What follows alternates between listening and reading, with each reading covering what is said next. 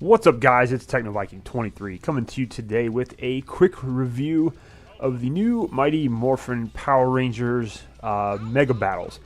This is a game that I actually didn't even know was out until a couple of days ago. They kind of released it in conjunction with the new trailer for the Power Rangers movie, which is coming out later this year. And it's actually a pretty neat little concept. Now, this game kind of harkens back to the days of the old school side-scrolling, two-dimensional beat-em-up games. Very much like the Ninja Turtles arcade game, the X-Men arcade game, even games like Streets of Rage that came out on the Sega Genesis, which were honestly some of my favorite games ever made. Streets of Rage 2 and Turtles in Time for the Super Nintendo and also the arcade.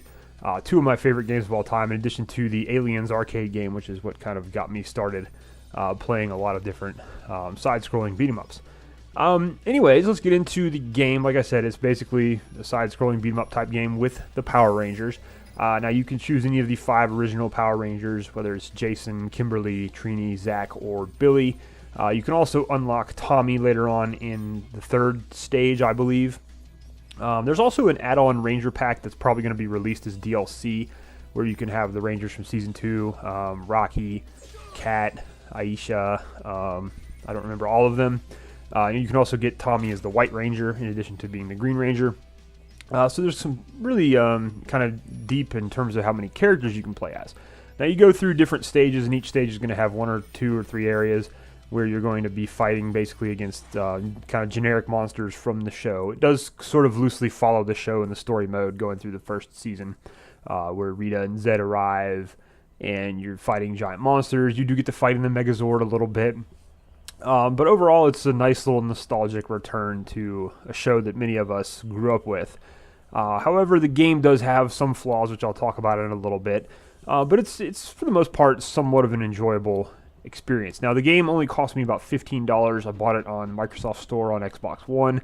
I could not find it for PC, even though they said the game would be coming out on PlayStation 4, Xbox One, and PC. I did not find any version of it available for PC. Now, one of the unique features about this game, in addition to being just having the Power Rangers in it, which I think is a first for a side-scrolling beat-em-up game, you can actually customize your character in terms of their abilities. Now, you're going to have just your basic punches and kicks, and you can use each Ranger's specific weapon. Like Kimberly's got the power bow, Jason's got the sword. You can use those in battle in addition to your laser blaster. You can actually upgrade the statistics for those. You can also upgrade your health and your energy levels that you can carry, your stamina. There's a special screen you can go into once you earn Ranger coins. You'll find Alpha 5 in certain stages where you can actually go to him and buy more abilities, which is pretty cool because most of these arcade-style games, you're just playing as the character. Like when you play the Ninja Turtles games, you either pick Donatello, Leonardo, Raphael, or Michelangelo. Each one had their basic attacks and their own special attacks.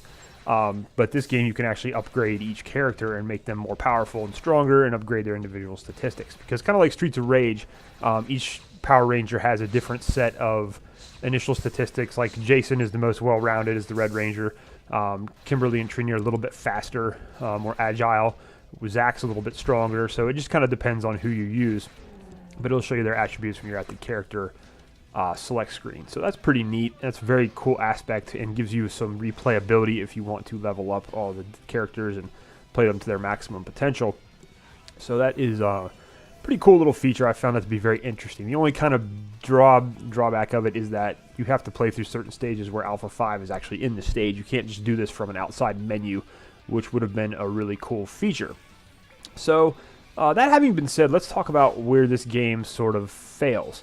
One of the great things about these games is usually you would be able to play them with 3 or 4 other people in the arcade.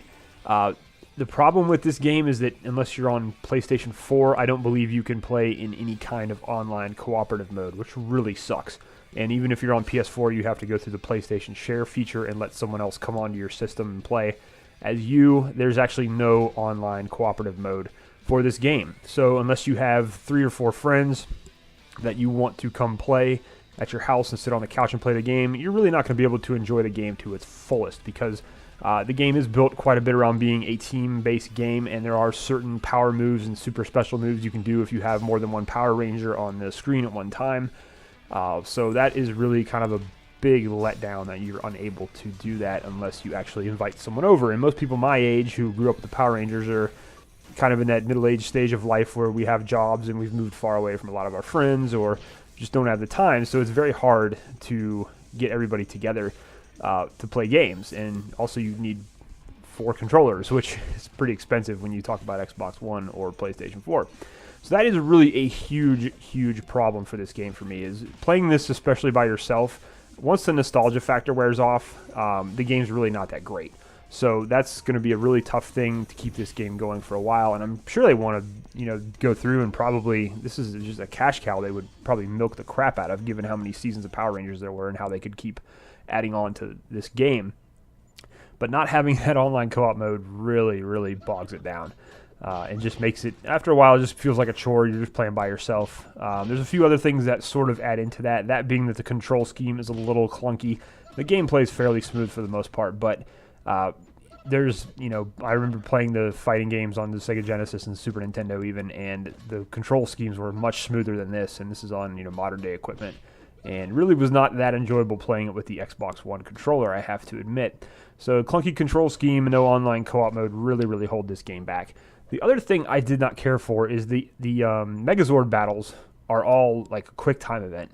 As you see a little bit of the footage in this video, there is when you do get into the Megazord and like it's battle tank mode, and you do get to move the cursor around the screen and shoot things.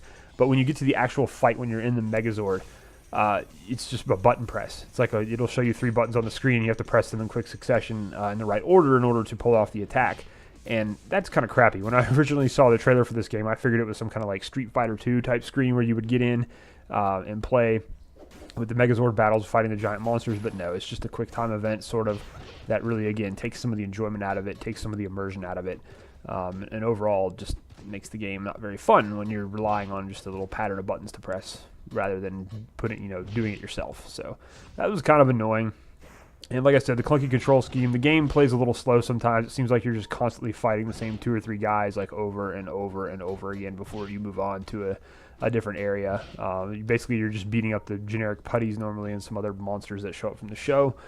But as you can see kind of in the gameplay, it's pretty much the same thing over and over. And like I said, the game has a really fun nostalgia factor at first as you go around and just beat the crap out of Rita's monsters and get through the later stages of the game. But after you play it once or twice, it's just not really worth it, especially if you're by yourself. So it kind of makes that upgrading system I talked about earlier not really worth it, or even, I don't know why they even put that feature in the game if they were going to make it so bland in terms of the replayability.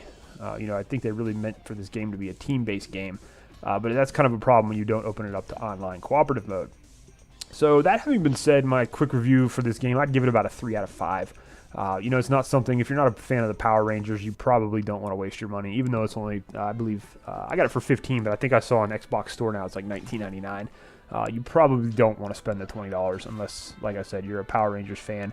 As side-scrolling beat-em-up games go, this one is really weak in the control department, and just the overall playability is not very fun once you get through the first initial stages. And, of course, like I said, when that nostalgia factor wears off, you're going to be really disappointed. Just in this game overall, it's nothing like what the trailers kind of showed it to be. And to me, it kind of seems like maybe a bit of a cheap cash grab off the Power Rangers license to make some money. So I'm sure a bunch of people bought this game in droves, like me, being Power Ranger fans. But I would say for the general person, it's definitely probably not worth it.